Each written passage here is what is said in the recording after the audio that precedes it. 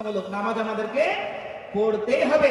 যতক্ষণ পর্যন্ত আমার শ্বাস চলবে ততক্ষণ পর্যন্ত নামাজ পড়তে হবে, নামাজ পড়তে হবে, নামাজ পড়তেই হবে আপনাকে আমাকে। যে অবস্থাতেই থাকি না কেন, যেখানেই থাকি না কেন, ট্রেনে থাকি, রাস্তায় থাকি, ঘাটে থাকি, বাজারে থাকি, মাঠে থাকি, যেখানে থাকি না কেন, আমাকে নামাজ পড়তে হবে। নামাজটি কেমন ভাবে পড়তে হবে?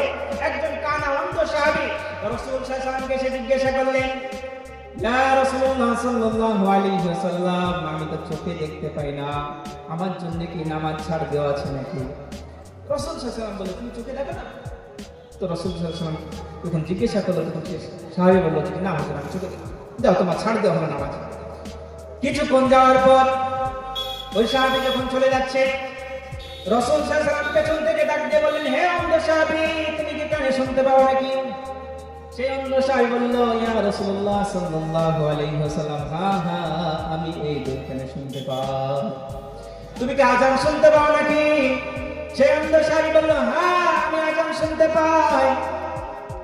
তাহলে তুমি কাজ করবে, আযান শুনবে, আযানের জবাব দেবে এবং 5 ওয়াক্ত জামাতের সহিত নামাজ পড়বে। একজন অন্ধ সাহাবীর জন্য নামাজ ছাড় দেওয়া হয়নি, তাহলে বলুন আমাদের জীবনে কত নামাজ ছেড়ে দিয়েছি, কত নামাজ ছেড়ে দিয়েছি, তার কি হিসাব লাগবে না? লাগবে। আল্লাহ যদি সেদিন চাই হিসাব পারবো নাকি কেউ? হিসাব দিতে পারবো? আল্লাহর রহম ছাড়া কেউ আল্লাহর রহমত ছাড়া জান্নাত যেতে পারবো না। এমন কোন মায়ের নাম নাই যদি বলে আমি হিসাব দিয়ে যাবো জান্নাতে, কখনো এটা সম্ভব না। আল্লাহ